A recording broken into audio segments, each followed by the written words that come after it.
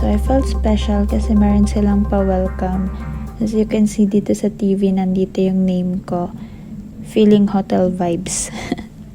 Today is surgery day. Kinakabahan ako. Baby, anong masasabi mo? Oo. Fighting.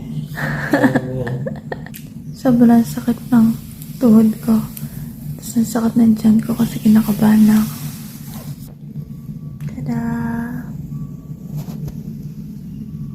Niswero na ako. Sobrang sakit. Ito yung pinakamalaking needle. Tapos, nakagawad na ako as you can see. Tapos, nilagyan ako ng compression stocking sa kanan. Tapos, sa kaliwa ito yung, ay, mali. Kaliwa yung may compression stockings. Tapos, kanan, hindi na kasi ito yung o-operahan.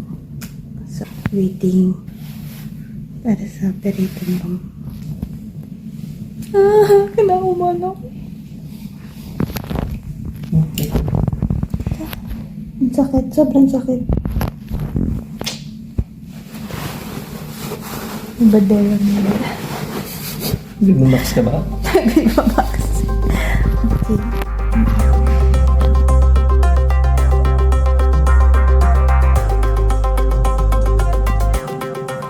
They finally called me to go out of my room.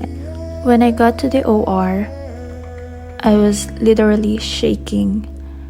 And then, ang daming nakapalibot sa akin na tao.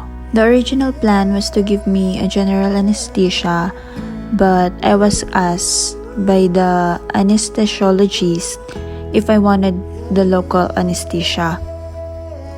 Last thing I remembered, yung anesthesiologist, sinasabi niya yung medicines and milligrams nito, habang yung isang nurse naman, sinasalpak niya yung mga medicines na yun sa akin.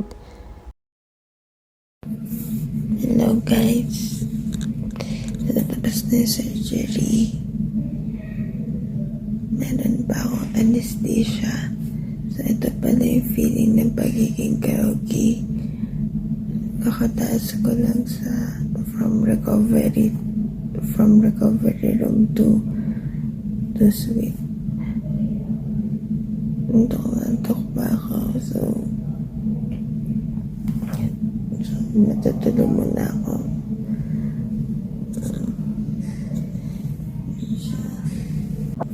Eto na siya after surgery.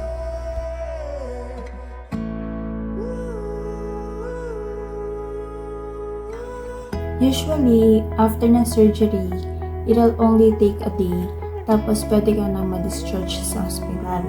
Pero yung case ko, inabot ako ng 4 days sa hospital kasi hindi ako ma-discharge dahil sa pain. Tapos, nahilo din ako and nagsuka. Especially nung second and third day ko, sobrang grabe yung sakit. And tinignan din nila kung paano mamamanage yung pain at yung medications na ibibigay sa akin nang walang side effects. Yung surgery na pinarform nila sa akin is called MPFL reconstruction. During the procedure, nag-perform sila ng arthroscopy para makita yung itsura ng tuhod ko sa loob, kung meron pa mga kailangan linisin or tanggalin at ayusin. So dito, tinanggal na nila yung loose body na nakita dun sa MRI na nandun sa loob ng joint ko. Tapos inayos na nila yung ligament ko.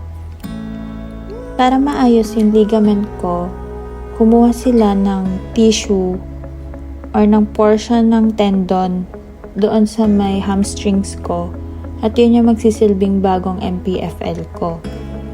So, nag-drill sila dun sa buto para malagyan siya ng bias screw, and naglagay din sila ng 2 anchor doon sa patela para doon i-connect yung bagong MPFL na galing din sa hamstrings ko.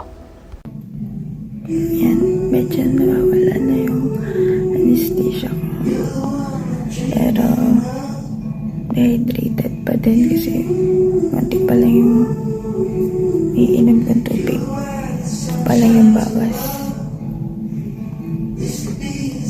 medyo masakit yung lalamunan ko. Pero so far okay lang. Tsaka masakit din yung tuhod ko. Pero I'll get better. Magaling yung doktor ko. Siya yung head dito.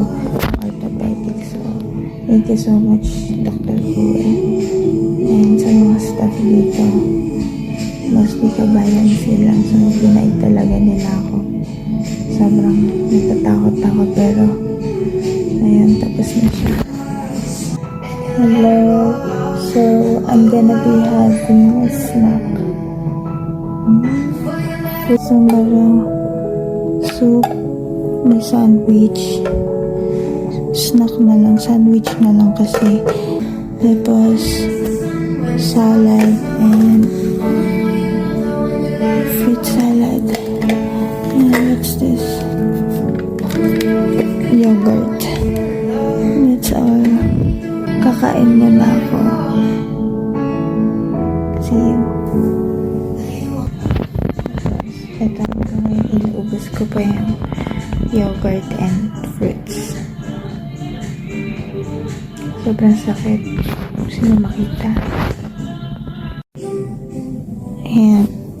So, ito yung hita ko. So, dito yung tuhod ko. Ito yung masakit na part kasi dyan yung surgery. Tapos ngayon, ayan, connected siya dyan. Ice yung lamanan. So, ice compress siya. Pero ngayon, parang wala nang talab yung ice. Masakit siya. Nakirot. Day 2. Time check. 5:52 a.m. So, umaga ako nagising. Tapos, nilagyan na rin ako ng painkiller. 8:30. Kakain muna ako ng breakfast ko. Oatmeal. Tapos, white egg. Omelette. I don't know. What's this? Tapos, peanut butter. Brown bread. Skim milk and sliced apple. I think kaya ganito kasi naka-pre-diabetic ko. Wala lasa yung mga pagkain ko. Pero, better than nothing. Kanina, sobrang sakit ng tuhod ko as in pagkagising ko. 10 out of 10 yung sakit. Ngayon, mga 7 na lang. Kasi, bago na ulit to.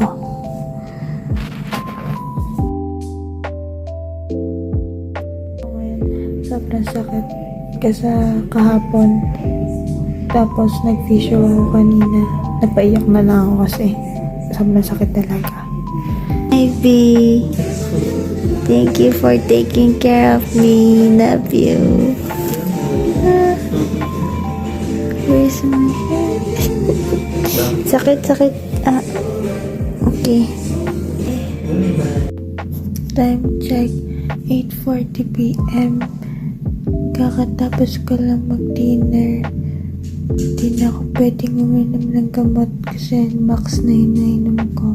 Sobrang sakit na ang tuhod ko. Kayak na lang ako sa sakit. Hello, day 2 after surgery. 4:05 na. The caregiver of the day. Tada! Parang tambay lang. Ayan. Ito yung tsura. Kaninang umaga, sobrang sakit. Nagsuka-suka pa ako. Tsaka umiyak-iyak pa ako. Ngayon okay na kasi nakadrugs ako eh. Morphine. Yun lang. Bye.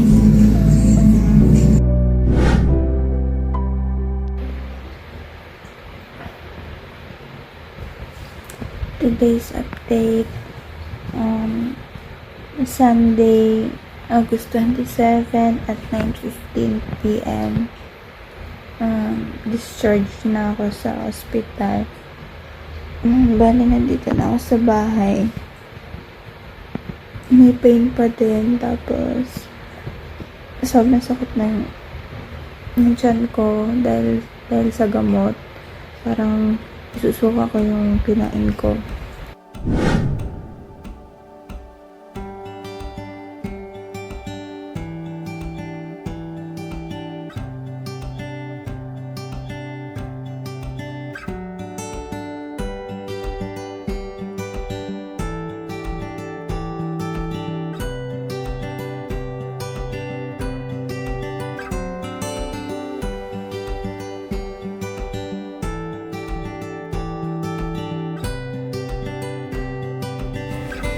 August 14, 2023, Monday after work.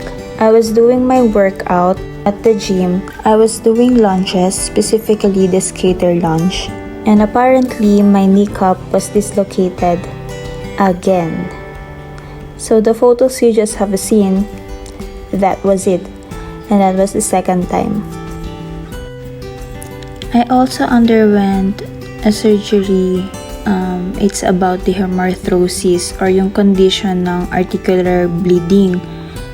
There, ang ginawa sa akin sa ER, sinak lang yung blood na namuo doon sa parte ng tuhod ko.